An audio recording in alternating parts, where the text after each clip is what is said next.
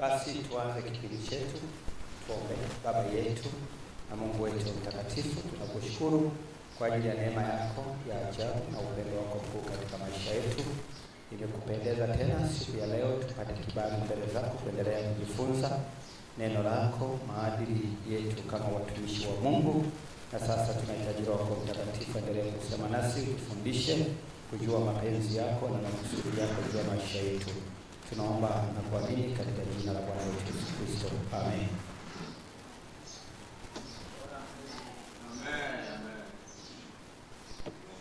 Amina za kubendeleza hizi nazo ngumbe. Okay. Yesu asifiwe. Niseme kidogo alafu baadaye nitaendelea. Nimeona klipu yangu ile ambayo nilifundisha matumizi ya jina la Yesu katika muktadha tofauti tofauti, na kwa bahati mbaya sana wengi hawawezi kuelewa. Jambo la kwanza, hawawezi kuelewa muktadha ambao ninaufundisha, na kuna mtu mwingine anaweza kadhani kwamba nilikuwa kanisani ndio nawafundishe kwa shirika kwamba wasiseme kwa jina la Yesu.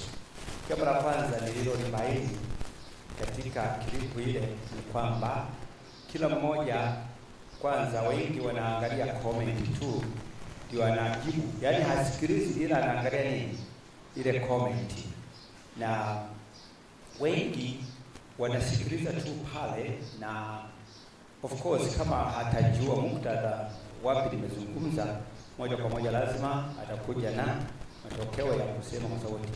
Nimeona kwenye mtandao ghafla nimekutana na clip wa mtumishi mmoja ananijibu kwenye hiyo clip. Yuko kanisani kwake kabisa jana. Kanisani na amenitaja jina langu. Sasa nikasema ngoja niweke kitu inaitwa clarification. Jambo la kwanza, watu wanatakiwa kujua kila unaposimama kuomba umesimama kwa mamlaka ya Kristo. Tuko pamoja hapo. Kwa hiyo hakuna maombi yoyote ambayo yatapokelewa na Mungu isipokuwa yameombwa katika jina la Yesu. Neno la Mungu linasema sisi tuko ndani ya Kristo na Kristo yuko ndani yetu. Kwa maana hiyo mimi nikisimama popote pale sihitaji kutaja neno Kristo ili kudhihirisha kwamba maombi yangu ni maombi sahihi. Maombi yangu yanafikiwa kwa mara ya kwanza ninapotamka jina la Kristo katika muktadha wa nini? Wa yale maombi. Sasa nilichokuwa nimekisema siku ile katika somo la intercultural ministry au interfaith ministry, yani huduma inayoenda zaidi ya dini moja, tunafundishwa kanuni ya namna ambavyo natakiwa kufanya. Ukiitwa kwenye maombi kama yale, lengo kuu hasa si yale maombi ambayo nadhani wewe hawajakuita kwenda kufanya uinjilisti pale wamekuita kwa ajili ya protokali. Pale ni protokali. So watu wengine wananiambia kwamba mimi nitakataliwa na Yesu kwa sababu nimesema, Yesu amesema nisipomkubali mbele ya watu wengi, kwa hiyo Yesu naye atanikataa mbele ya malaika. Bado watu wananukuu kutokana na muktadha tofauti.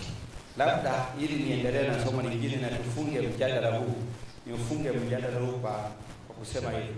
Jambo la kwanza, sisi kama watumishi wa Mungu lazima kuzingatia muktadha katika kila jambo tunalolifanya. Na ndio maana kwenye kufanya uinjilisti kwa ndugu zetu Waislamu, sidhani kama kuna mtu ambaye akafika akaanza akasema Yesu ni Mungu. Hakuna. Ukisema hivyo moja kwa moja utakuwa umezuia nini? Umezuia kusikilizwa. Kwa hiyo mimi niliposema hivyo ninamaanisha kwamba uweze kuwakamata watu wote wa eneo lile, kwa sababu asilimia kubwa ya watu wanamwamini nani? Wanamwamini Mungu. Lakini wewe utakapokuwa umeomba ukisema kwa jina lako takatifu, katika Ukristo tunaamini jina takatifu ni moja peke yake, ni jina la Yesu Kristo. Haleluya. So lakini katika kipindi kama hiki ambapo kuna taarifa nyingi, kuna uchomwaji wa mahubiri mwingi, na pia hatuhitaji kujua mwingine amesemaje, so inakuwa ni too much na taarifa nyingi. Wachache wamekuja inbox kuniuliza nieleze, wachache 1, 2, 3 kama watatu waliokuja kabisa kuniuliza naomba unifafanulie. Nisipotaka kufafanua sana namwambia kama nimesababisha, kama ni kwa sababu ya clip hiyo, kama nimesababisha mgawanyiko katika mwili wa Kristo, naomba unisamehe.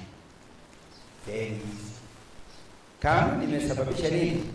Mgawanyiko. Kama nimesababisha msitofahamu kwa clip niliyosema kwamba ukiitwa mbele ya rais au mbele ya kutano ambalo linajumuisha dini mbalimbali lakini zinamwamini Mungu, usitumie jina la Yesu, sema kwa jina lako takatifu. Kama kuna watu wamekwazika, kama kuna mtu amejisikia vibaya akaniona mimi sifai kabisa, anisamehe. Bwana asifiwe. Usiponisamehe utachoma moto. Leo tunaenda sehemu nyingine. Tunaenda sehemu nyingine ya maadili ya ambayo hajaandikwa, lakini yako maadili leo matatu. 1, 2, 3, 4 ambayo tutayapitia, alafu baadaye tutaendelea. Baada ya muda tutakwenda moja kwa moja kuangalia kanuni zetu na taratibu za ibada mbalimbali ambazo ziko ndani ya kanisa letu. Kuna maadili nimesema 4. Maadili ya kwanza ambayo ni ya muhimu pia kuelewa, maadili katika kuhama huduma. Maadili katika kuhama huduma. Labda niulize swali. Ukitaka kuhama huduma unaanzaje? Ukitaka kuondoka kutoka huduma moja kwenda huduma nyingine. Jambo ambalo haliepukiki leo na kesho. Jambo ambalo haliepukiki ni kwamba watu wataendelea kuondoka katika huduma moja na kwenda huduma nyingine. Wataingia kutoka huduma nyingine na kuja huko. Kwa hiyo kuna wale ambao wataondoka kwa huduma hii na kuna wengine ambao wataingia katika huduma hii. Kwa hiyo hili jambo ni jambo ambalo haliepukiki, na badala yake ni lazima watu wazingatie maadili yake. Lazima kuzingatia maadili. Na katika hii sehemu ya kwanza sasa ya maadili ya kuondoka na kwenda katika huduma nyingine, jambo la kwanza hapo, unapaswa kuheshimu mamlaka ya mahali unapotoka. Unahitaji kuheshimu mamlaka ya mahali unapotoka. Kuna watu wengi ambao wakiondoka katika huduma moja na kwenda huduma nyingine ni watu ambao wana maneno sana. Ni watu wenye maneno sana. Ni watu ambao hadithi zao zote ni kwenye huduma walikotoka. Anaanza atasema kila udhaifu wao, na unajua kuna wale ambao pengine walikuwa wamepata hata nafasi ya juu kidogo, akawa ameshajua namna pesa za ile huduma zinaingia, namna zinapotumika, na namna ambavyo yeye hakuridhika na taratibu ambazo zilikuwa zinafanyika katika kanisa lile. Na kupitia hiyo wengi wanatumia ile kama fursa ya kusema ile huduma alikotoka. Yaani mtu analisema lile kanisa mpaka kwenye mahubiri. Ni kweli inakuwa ni kama homa fulani hivi, lakini ukweli ni kwamba ukiondoka katika huduma moja, tambua ya kwamba ile mamlaka ulikotoka bado wale ni watumishi wa Mungu.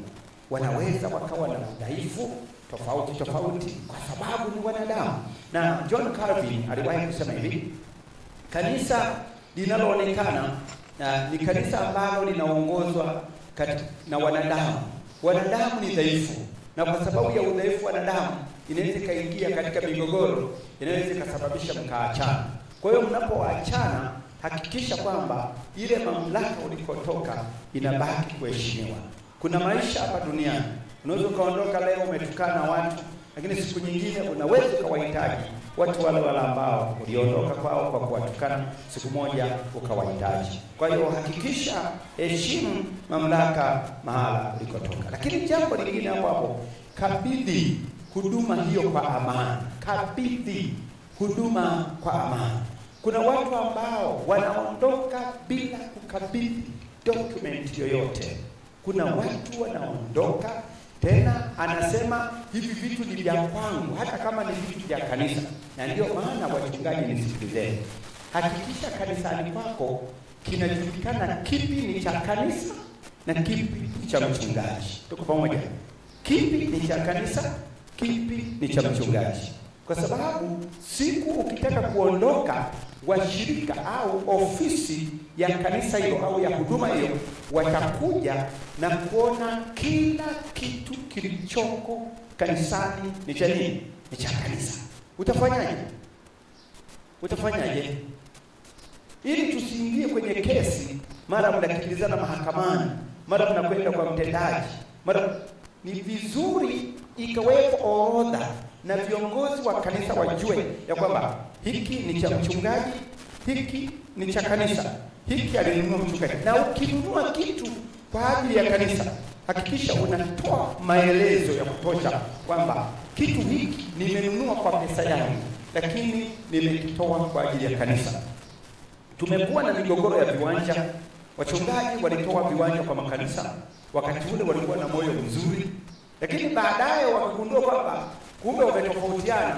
Wakitofautiana, anataka sasa achukue kile kiwanja tena. Matokeo yake unatengeneza mgogoro mkubwa sana. Migogoro ni mingi. Na unajua wakati mwingine, wakati wa kutoa ni wakati ambao ni wa kufurahisha, si ndio? Wewe unatoa, Mungu amenigusa leo. Hiki kiwanja ni mali yangu, ni mali ya kanisa sasa, ninaitoa kanisani. Wapendwa, sikilizeni. Ukitoa mali ya kanisa, ukitoa kiwanja kiwe kiwanja cha kanisa, hakikisha mnakwenda kuandikisha. Unakwenda kuandikisha, na hakuna kiwanja kitakachopokelewa nyeu. Msipokee kiwanja ikiwa mtu ana mke anatoa kiwanja na mke hajasali. Tuko pamoja? Usijaribu kupokea kiwanja mshirika anatoa ama mchungaji mwenyewe anatoa, alafu ana mke, alafu mke hajasaini popote. Usikubali. Hicho kiwanja kitakuletea mgogoro. Na hapo ndio sasa naweza kuwakumbusha hata kwenye kupokea baadhi ya sadaka. Mtu ana mke, mnajua ana gari moja, alafu Jumapili moja tu ananileta pale kanisani, anasema hili nimelitoa iwe mali ya kanisa. Ana watoto nyumbani, analeta ile mali. Ni lazima wewe kama mchungaji uchukue hatua ya kuwaita, chukua hatua ya kuita familia hii.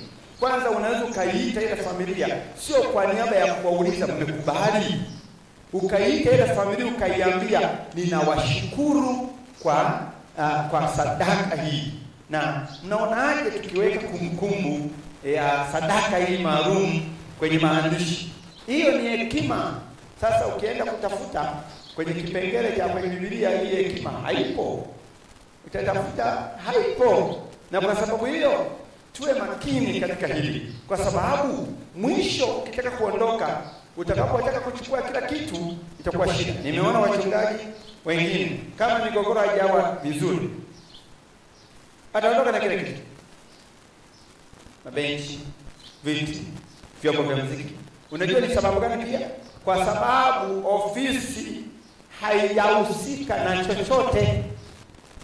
Na ndio hii ambayo nilikuwa nawaambia, mchungaji anahangaika kuanzia kununua kiwanja. Hakuna askofu aliwahi kufika akapata kiwanja kile akaweka msingi. Hakuna askofu aliwahi kufika. Anaomba zaka tu, askofu yuko ofisini anaomba zaka. Kanisa fulani hawajatuma zaka, hajafika. Anaweka la mabanda, askofu anaomba zaka, hajawahi kufika. Anatuma tu naomba michango, hajui kwa washirika wa ile kanisa anataka michango ile itolewe. Huyu mtu akitaka kuondoka ni rahisi mno kuondoka tu, na wala mkimsumbua na nyie ofisi ya kanisa hilo mna matatizo, kwa sababu hamjawahi kuchangia chochote isipokuwa cheo mlichochangia ni maombi tu ambao na yeye alikuwa anaomba. Sasa ya nani aliyosikiwa hatujui, lakini ukweli ni kwamba huduma ya mtu ambaye ile mali ni jina lake na huduma ikaenda mbele juu zaidi, majaribu ni mengi sana ya mtu kutaka kuondoka, kwa sababu niliwaambia kwamba dhehebu ni gereza la wachungaji machachari. Kwa hiyo utakapohubiri mahala fulani wanasema huyu amekuwa tishio, na kuna sehemu zingine ambapo watu wanalinda nafasi zao. Ukionekana wewe ni tishio, umejaa na upako, kuna watu wanaolinda nafasi hawatakuruhusu hata kidogo. Kwa hiyo zingatia, kabidhi. Mungu atakupatia tu vingine. Ikiwa mliandika vile vitu kwa mali kwa jina la kanisa, wakabidhi vile vitu, wakabidhi. Sasa ita viongozi wa kanisa, waambie Bwana, mimi sasa kulingana na sababu 1 2 3 nimetamani sasa niende kwenye mlango mwingine wa huduma. Unakabidhi vizuri, na hakikisha mnakabidhi kwa maandishi na asiwepo mtu mmoja tu. Hakikisheni watu wa Mungu, usipofanya hivyo itakuja kukuletea shida. Na tegemea mazingira ni wapi. Sikiliza vizuri, sije mkashindwa kunielewa tena. Tegemea mazingira yako wapi. Kama kuna mazingira fulani hivi ambayo ni mazuri, ikiwezekana baada ya kukabidhi ile huduma, ikiwezekana usianzishe huduma kwa haraka eneo lile. Ina sababu moja kubwa ambayo ilikuwa inaenda kwenye sababu nyingine, kwamba unapoondoka unawezekana umekabidhi vizuri kanisa, lakini usiondoke na washirika wa ile kanisa ambako umetoka. Usiondoke na watu wa kanisa ambao umetoka. Kwanza kuwa na washirika wa kanisa ambako umetoka, kwanza pale ni matatizo, ni kutengeneza historia mbaya. Kila siku ikitokea tatizo wataanza kuambia ndio maana hata kwa baba yako ulishindwa. Ndio maana kwa baba yako ulishindwa. Na hapa sasa mchungaji, najua hatutatoboa. Hawa ni watu ambao wana historia mbaya. Piga chini watu wa namna hiyo. Najua kuna maswali mengi sasa, mchungaji, kama wanakuja mimi watoe. Kuna njia ya kuzuia wasije. Njia ya kwanza ambayo nimeisema ni kuchelewa kidogo kuanza huduma. Njia ya pili inawezekana ikaongezeka zaidi, ni unaenda mbali kidogo unaanza huduma. Yaani mtu anayekuja ni yule ambaye anakusudia kweli kweli. Kama mtu akukusudia hawezi kuja. Ndugu zangu nisikilizeni, mtakuja kunishukuru, maana nyinyi ni viongozi. Kuna siku moja mtakuwa viongozi wa juu, mtakuwa viongozi wa ngazi za juu za kanisa. Kwa kadri unapomtendea kiongozi mwingine, iko siku moja utatendewa. Epukeni majuto ya baadaye. Haleluya. Nakukupa ujumbe wa jana, majuto haya yalikuwa majuto ya baadaye. Na moja wapo ya pointi ya jana ilikuwa ni kwamba fikiri kabla ya kuamua, ili usije ukasema nalikosa. Epuka kauli ya kwamba nalikosa.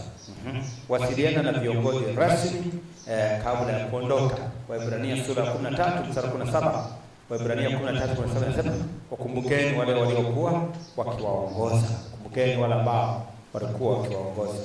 Hao ni watu ambao ni muhimu. Hakikisha unawasiliana nao vizuri, au siwaogope kabisa. Ninajua hatari yake. Kuna wachungaji wengine au kuna maaskofu wengine, ukimwambia kwamba unataka kutoka, inakuwa vita. Nafikiri mnajua nasema nini. Kuna maaskofu wengine ukisema unataka kuondoka, inakuwa nini? Ni vita kabisa. Yaani kuna watumishi wako kimwili mno. Yaani ukimwambia kwamba nataka kuondoka, inakuwa ni vita kabisa. Tena unaletewa makachero kanisani kwako pale, kwa sababu umesema unataka kuondoka. Utaletewa kila vizuizi. Na mimi sizuii mtu kuondoka. Ninachokifanya huwa ninamshauri kulingana na aliponiambia. Nitashauri, akikubali ushauri wangu okay. Akikataa, aende kwa amani. Hata siku za hivi karibuni nimepigiwa simu kuhusu mtumishi mmoja aliyekuwa huku kwenye misheni yetu kwenye kanisa letu. Alinipigia mtu mmoja akaniambia, unajua kuna mtumishi bwana yuko sehemu fulani, aliniambia alikuwa kwenu, sasa na wasiwasi wa kuwa naye. Wewe unaonaje mtumishi, nimchukue au nisimchukue? Mimi nikamwambia hivi, mimi ni muumini wa kupanua mwili wa Kristo kwa njia yote ile. Kama mmekubaliana naye na mimi simdai, alipoondoka alikabidhi, wewe tumika naye kwa amani yako. Ila mkishindana usije. Hiyo ni kanuni. Mkikosana usije. Amekupiga kofi, usije tukataja jina langu, na wala usije kanipigia simu baba, huyu jamaa ameniletea shida, kwa sababu mimi sio sehemu ya hiyo. Kwa maelezo hayo, mimi sio kwamba ninakuandikia barua, ila nikisikia unai sitalalamika. Tuwe na moyo kama huo. Tutakuwa viongozi katika makanisa yetu tutakuwa viongozi pengine wa kitaifa, yeyote yule akawa kiongozi wa kitaifa.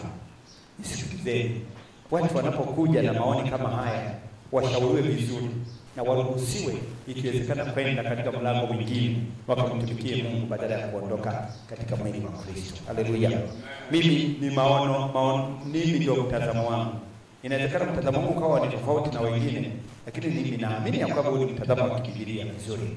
Kwa sababu hata Paulo na Barnaba waliachana na baadaye wakaja kukutana huko. Kila mtu ameshaendelea na huduma yake kwa miaka mingi. Na Paulo kabisa anaandika barua anasema, ninamhitaji huyu jamaa Marko kwa sababu anafanya nini? Ananifaa. Marko alisababisha kabisa Barnaba na Paulo kaachana kwenye huduma. Mtu ambaye alimfundisha, unajua Paulo alifundisha na Barnaba mafundisho mazuri ya Kikristo. Yeah. So tusiweke vigezo vingi na kusumbua watu na itatuletea shida. Lakini usiondoke na maneno ya mgawanyiko au manunguniko. Kumbuka huduma ni ya Bwana, si ya mtu binafsi. Usiondoke kwa manunguniko na majungu na kuchonganisha, chonganisha mchungaji, unamsema kwa washirika ili wamuone ni mbaya, chonganisha askofu wamuone ni mbaya. Hii sio tabia nzuri ya Kristo. Najua wako wanapigana vita sana. Nimewaambia hivi karibuni, kwa sababu mojawapo ya changamoto ambayo ipo kwenye Kristo pia ni kwa sababu ya wachungaji wanapooneana wivu. Kwa hiyo mtu huyu anapotaka kuondoka atahakikisha anaua ile huduma anapotoka, atasema maneno mabaya juu ya ile huduma. Hapana, tusifanye hivyo sisi. Nimesema kumbuka huduma ni ya Bwana. Toa taarifa mapema na upate ikiwezekana, kama haitakuwa vigumu sana, ukipata baraka za uongozi inapendeza. Ukipata baraka za uongozi inapendeza, ili tukutane hata kwenye mikutano mingine tusalimiane. Kuna maaskofu hawasalimiani, kuna wachungaji na wachungaji hawasalimiani. Wanakutana mpaka kwenye makongamano mengine, kila mmoja wanaangaliana kwa jicho baya. Yaani mtu anamwangalia mwenzake, yaani kwa jicho ambalo sio la kumsamehe kabisa. Mpo kwenye mkutano lakini mnakutana na mtu ana jicho sio la kusamehe. Hapana, tusifanye hivyo sisi. Tujue kwamba tunapaswa tupate baraka kwa viongozi kule ambako tumetoka. Tukipata baraka unless labda wakatae. Mtu unajua kuna watu wengine kama ambao nimesema kwamba kuna makanisa ukitaka kuondoka vita. Ni vita kabisa. Vita tena inahamia kimwili, ni vita. Itatokea vita ya maneno na vita, yaani mtainuliwa vita. Sasa katika mazingira kama haya hauna haja bidi kuondoka na mambo mengine. Bwana atasaidia. Na nimerudia kusema usichukue washirika wa kanisa hilo, ndio haya sio maadili mazuri. Ili uweze kufanya vizuri, Mungu atakupatia wengine. Haya tunayasema ni maadili ya viongozi. Jambo la pili, maadili ya pili katika kutatua mgogoro ndani ya kanisa. Jambo la pili ni maadili katika kutatua mgogoro ndani ya kanisa. Ndugu zangu, tunajua ya kwamba migogoro katika makanisa ni kitu ambacho hakiepukiki. Unajua kwa nini migogoro haiepukiki? Kwa sababu wanadamu ni wale wale. Kwa sababu wanadamu ni wale wale wenye dhambi, wamepungukiwa na utukufu wa Mungu. Wanadamu wamepungukiwa na utukufu wa Mungu. Wanadamu hawawezi kuitenda haki ya Mungu kamilifu. Na kwa sababu hiyo migogoro inatokea. Migogoro inaweza kutokea kwa sababu ya kutokuelewana. Migogoro mingine ni migogoro ya kiutawala. Migogoro mingine ni migogoro ya mali. Migogoro mingine ni migogoro tu ya mahusiano ya kawaida. Sasa hii kwa sababu inatokea, na ndio maana Bwana wetu Yesu Kristo alionyesha kanuni kadha wa kadha ya namna ambavyo tunaweza kurudisha ndugu ambao wanakuwa wameondoka. Ukiangalia Mathayo sura 18, sura 15 hadi wa 17 au na kuendelea, unaweza ukaona Yesu alipoonyesha namna ya kumrudisha ndugu ambaye amepata changamoto. Lakini hapa ninazungumzia mimi mgogoro unapotokea, migongano katika huduma inapotokea, uwe mtulivu, acha papara, kuwa mpole, kuwa mtulivu, tulia, be humble. Inapotokea mgogoro, tumia maneno ya hekima.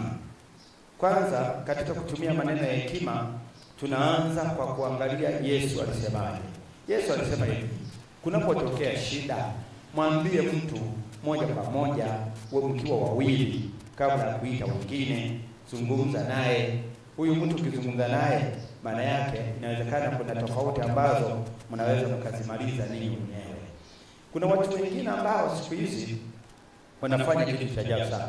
Kuna mgogoro ndani ya kanisa lao, lakini anatoka anaenda kwenye media, anaenda kwenye Facebook, anapublish au anaandika maelezo ya ule mgogoro kwenye mtandao. Kwenye mitandao ya kijamii watu hawatakusaidia, zaidi yake watakuhurumia tu. Umetofautiana, kuna changamoto mbalimbali kwenye kanisa lenu, basi ni vizuri tukatumia njia za kibiblia.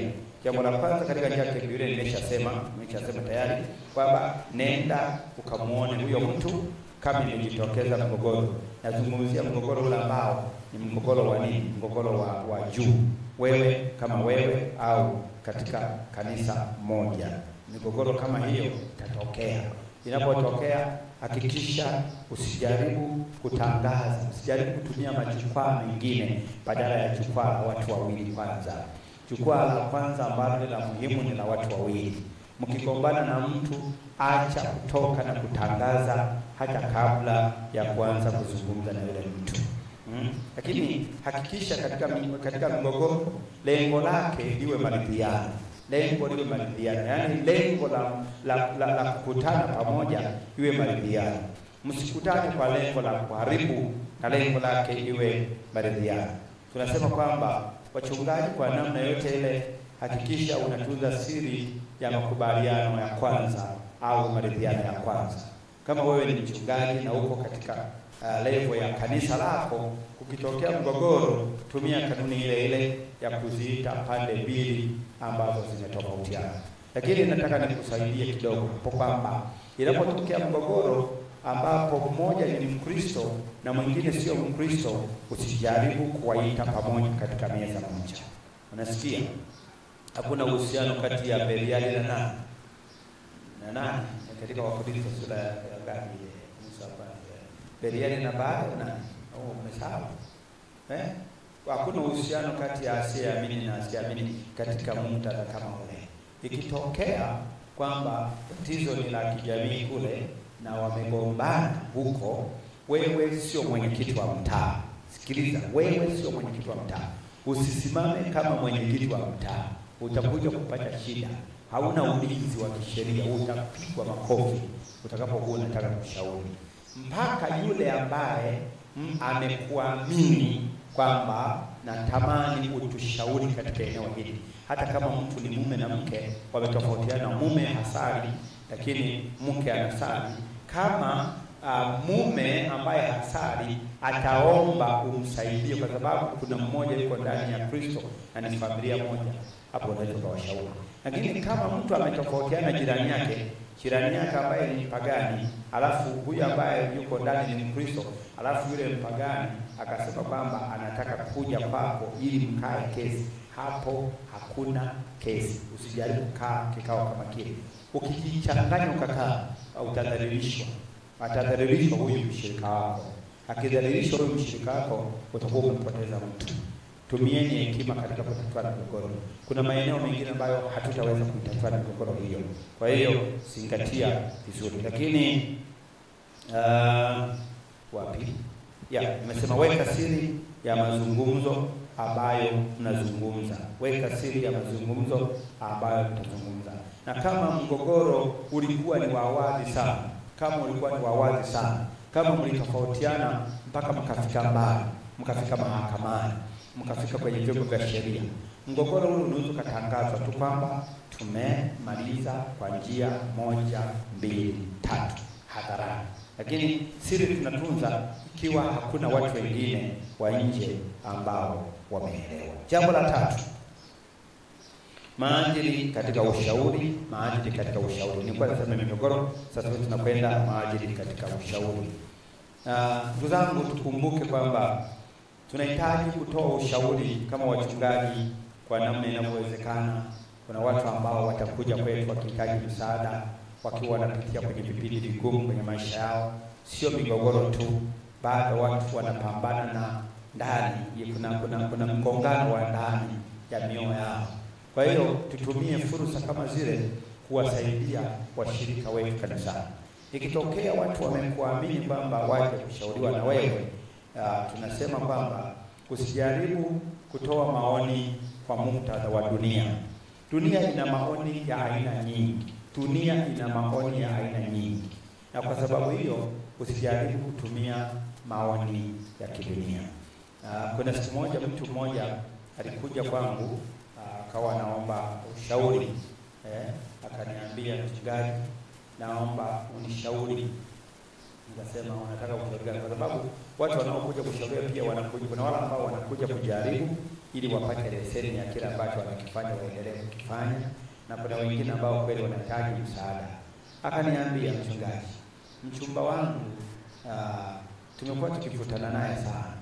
Amekuwa akiniambia ili anioe nahitaji kuhamia nyumbani kwake kwanza, nikakae ili tuishi, aweze kujua tabia zangu, anifahamu vizuri. Amesema nikikataa kwenda, amesema kwamba anaenda kufuta uchumba wa aina yote ile. Unafikiri mchungaji alifanyaje? Swali kama hili majibu yake ni awali sana. Ukimjibu kulingana na dunia, utabidi umruhusu aende, si ndio? Kwa sababu dunia siku hizi inaruhusu watu wanakaa kidogo kabla ya ndoa, wanatest mitambo. Vijana wa siku hizi wanasema wanatest mitambo kama iko sawa sawa, na baadaye ndio wanafunga ndoa. Lakini sisi hatutaki kukwepesha, tuambie tu moja kwa moja. Tuambie moja kwa moja. Kuna siku moja pia kuna vitu vingine kwenye huduma moja bana. Kuna siku moja tena binti mmoja mahala fulani alikuja akaniambia, mchungaji, hivi kwani ni dhambi kutumia dawa ya kuzuia mimba? Sema binti hana mume, anaulizaje dhambi kuhusu dawa ya kuzuia mimba?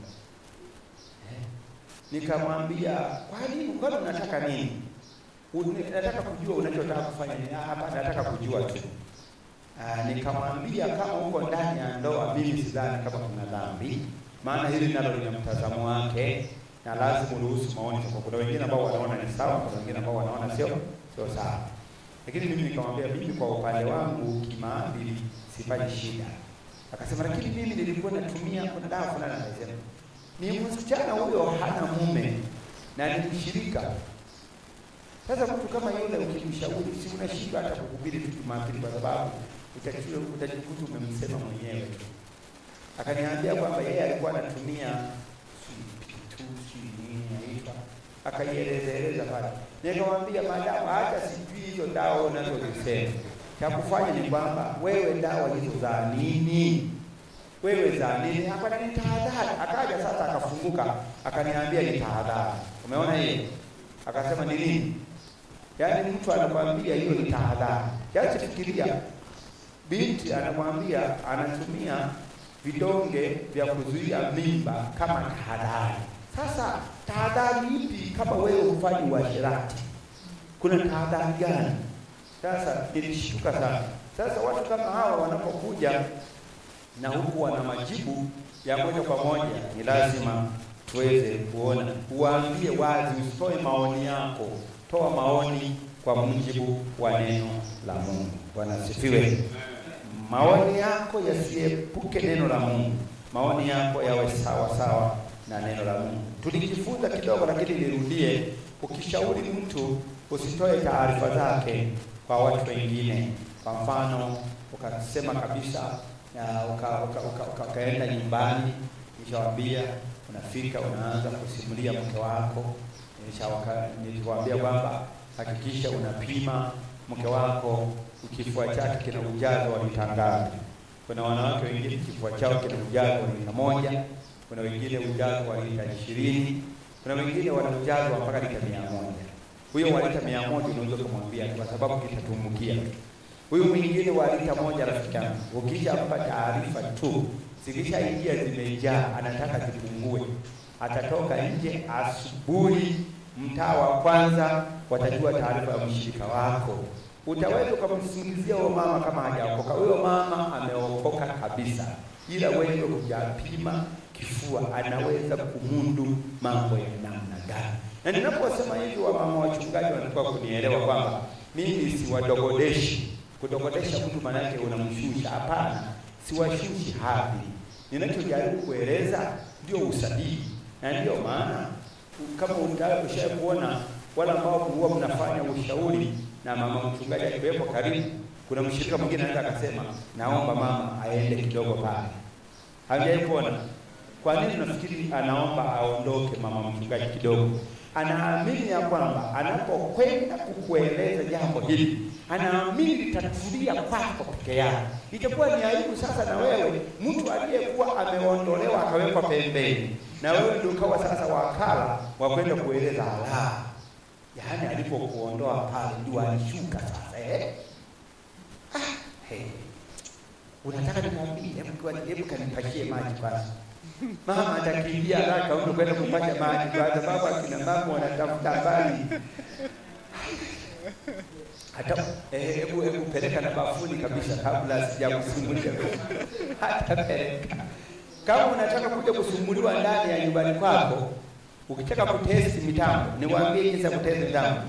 Leo ukienda nyumbani kaseme tu kwa mkeo, nina jambo. Sema tu afuondoke. Mwambie nina jambo, hata lala. Ukitaka wanakusubiri kila jioni, wewe utakuondoka kusema nina jambo. Una jambo, unaweza usiondoke. Kama una haraka, unaweza usiondoke. Wameumbwa hivyo, atataka kujua. Wanataka kujua hasa jambo ikiwa linamhusu mwingine ambaye hana uhusiano naye, au jambo hilo likiwa linamhusu mwingine anahusiana naye, anataka kujua. Kwa wewe ukitaka mambo yako yaende sawa sawa tu, wewe mwambie tu nina jambo, afu tengeneza story tu baadaye. Basi maisha yanaenda hivi. Kwa hiyo Petro aliposema enyi waume ishini na wake zenu kwa namna gani? Kwa akili. Ndizo ndo akili zenyewe. Nina jambo, kumbe jambo lenyewe ni maisha ya kawaida. Usijaribu, hata kama akikueleza sio dhambi kumweleza kwa kuzunguka ile taarifa ya mtu ili asije akajisikia vibaya. Unaweza kumwambia tu kwamba yule mama nafikiri tunahitaji kumwombea, kuna changamoto, unasema changamoto za ujumla tu kama ni za kawaida, za ujumla anapitia vipindi vigumu ndio maana aliokopa pale, pengine ungejua. Ni hivyo tu. Kina mama wameumbwa kwa namna ambayo ni ya hisia ya karibu. Kama ukitaka usichelewe kwenye mambo, hata mnaenda kwenye sherehe yote ile, usijaribu kutoa comment yoyote mbaya kwa mke wako, mtachelewa. Usijaribu kusema kwamba mbona nywele zako leo umeziweka vibaya, mtachelewa kwa sababu itabidi aende saluni kurekebisha hiyo mistake. Usijaribu. Nafikiri pastor anaelewa hapa nasema nini. Kabisa. Ukitaka kujua hiyo, si yuko pastor hapo hakika. Siku moja tu amekuja kwenye ibada hapa, wewe mwambie hii nguo mbona kama haijakasa, ataenda kubadilisha. Ukitaka jaribu, ila sahabu kidogo, maana leo nimesema anataka kukumbuka, lakini baada ya muda ukisema atabadilisha. Hiyo ni kanuni yao.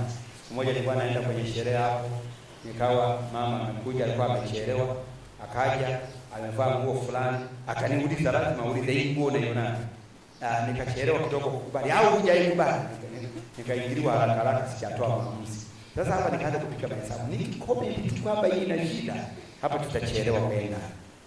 Nikasema iko vizuri lakini rangi yake ni kama haiko poa sana. Okay. Kwa hiyo wewe umeshindwa kusema tu ni nzuri, mpaka uongeze na lakini nasema lakini iko vizuri. Unajua kilichotokea nini? Alisimamisha boda pale pale, akaenda kubadilisha. Alipokuja ile iliyokuja nikasema kwa hata kama anakuja amevaa nini, nikasema hii ndio nguo pekee duniani ambayo sijawahi kuiona. Sasa wewe so vijana ambao hamjaoa, ukioa usikachanganyikiwa sana. Hivyo vitu utaviona ni vya kawaida sana. Kukasirikiwa tu kwamba mbona hujasema nimependeza wakati ulikuwa umesema, itakuwa ni jambo la kawaida. Lakini generally speaking, kuna wale walio hivyo, kuna wale ambao hawako hivyo. Kwa hiyo lazima ufanye, unakuwa unabii. Siende kupromosha taarifa za mtu, unaeleza mambo ya ndani ya familia za mtu, utaleta mazingira magumu. Kuna mtumishi mmoja alikuja kwangu akanieleza mfano wa alikuwa anashauri ndoa ya mtu mmoja. Alikuja akashauri ndoa ya mtu mmoja, na tatizo la mle ndani ilikuwa ni mahusiano ya kimapenzi, kwamba mama kwa kawaida alikuwa hapendi mambo ya unyumba, alafu baba alikuwa anapenda kila siku kabisa. Nataka kila siku. Sasa alipoenda yule mchungaji kumweleza mke wake kwamba yule baba anataka kila siku. Yule mama sasa pale, mama pasta ana shida na mume wake naye sio vizuri. Kwa hiyo akataka sasa yule anayetaka kila siku akataka amjue ni nani ili kiwezekana awe na connection. I wonder inatokeaje?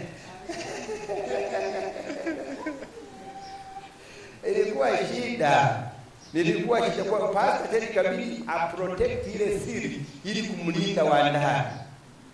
Yaani anaanza kulinda ndoa yake tena. Maana akimpa tu taarifa kwamba yule jamaa anayetaka kila siku na huku yeye mchungaji hawezi vizuri kule, kuna vurugika. Yaani mambo hayaeleweki sana, lakini ukikutana nao hivyo yaelewe tu. Lakini usijaribu kwenda kutoka. Kuna siri zingine ambazo ukizitoa zitavunja ndoa yako. Kama zisipovunja ndoa yako zinaweza kutikisa. Najua ndoa inaweza kutikisika. Kwa hiyo jitahidini katika hilo. Sawa jamani. Na la mwisho niende haraka sasa maana muda wetu nataka nisikilize. La mwisho ni maadili katika uchaguzi. Jamani, sio uchaguzi huu. Maadili katika uchaguzi sio uchaguzi huu wa mwaka 2025. Mimi siongelee uchaguzi huo. Nazungumzia maadili katika uchaguzi. Jambo la kwanza katika maadili katika uchaguzi, sehemu ambayo inasumbua sana. Ukigombea nafasi yoyote katika uongozi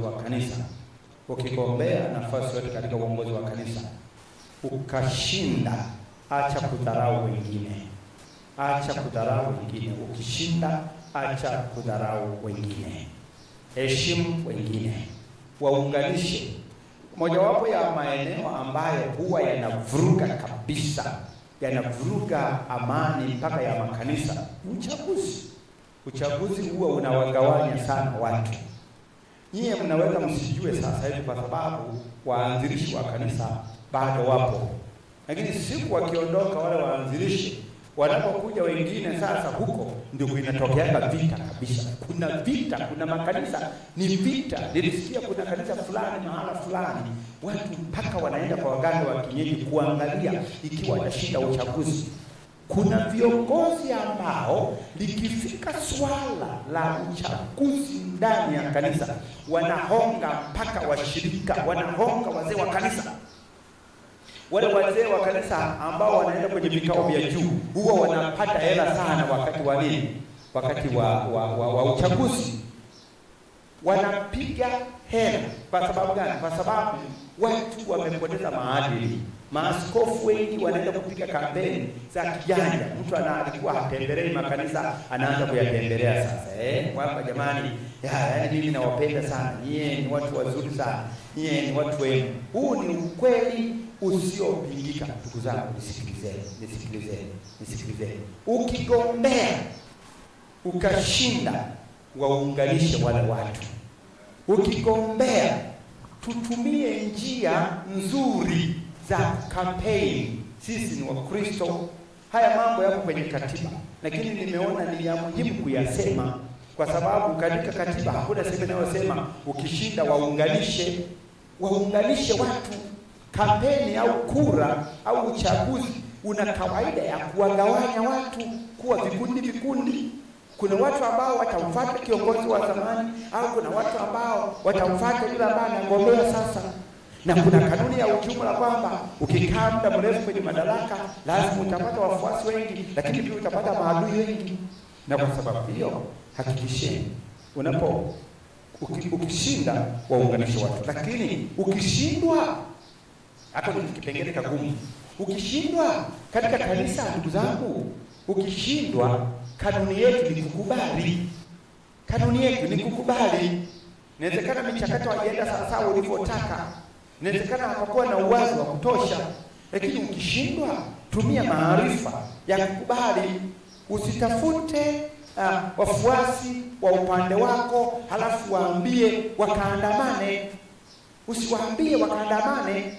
Usiwaambie wakasimama kwenye mlango wa kanisa ili wazuie wachungaji kuingia ndani ya kanisa eti kwa sababu kuna kiongozi mwingine amechaguliwa. Makanisa mengi huwa yanavurugika yanapopata viongozi wapya badala ya kuwa na umoja.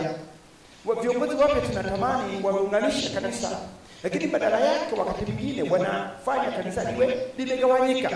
Na ndio maana unaweza kushangaa siku uchaguzi unaisha, watu unashangaa wamefunga kanisa na wengine wameondoka na funguo. Mnajua vizuri sana kwenye kwaya hizi kwaya hizi wakishachagua viongozi wengine au kwaya tofautiana mchungaji, hawa watu wana uwezo wa kutoka na kila kitu watakuachia speaker. Watakuachia speaker, watakwambia utaipiga mwenyewe italia hiyo. So haya mambo sisi kama wachungaji tusije tukajiunga nayo, tusijiunge na makundi yale ambayo yanapinga uongozi ambao umechaguliwa. Mimi wanawapa kanuni yangu moja tu. Kanuni yangu ni hivi: mimi nitaunga mkono uongozi uliochaguliwa kwa njia iliyo halali, kwa njia ya kikatiba, kwa kuzingatia katiba ya kanisa. Kama mtu amechaguliwa, nitaheshimu maamuzi kabisa. Nikahesabu hiyo ni nafasi ambayo Mungu amenichagua ili niweze pia kupumzika na majukumu mengine. Mimi wanajiuliza, kwani kwenye huu askofu huko kuna watu wanakulaga hela gani? Au ni nini? Kwa nini mtu anang'ang'ania kabisa mpaka anatembelea Kigongo kabisa, anang'ang'ana tu? Hii ni mojawapo ya mambo ambayo sitaki kuyafanya kwenye maisha yangu, ni kukaa muda mrefu. Watu waruhusiwe, wabadilishane, watu wapate damu mpya. Wapate damu ya vijana wanataka kutumikia Mungu. Unaweza kushangaa kanisa linatembea pale kwa sababu wewe unang'ang'ania. Wewe unafikiri siku umekufa, unafikiri kanisa litaendelea? Ukifa, jiulize, siku ukifa unafikiri kanisa litaenda? Acha bwana hizo nafasi, wapewe watu, wabadilishane tu. Amalize huyu, aje huyu. Hakuna kung'ang'ania, amalize huyu, aje huyu. Ndio kanisa tunatakiwa kuendesha hivyo.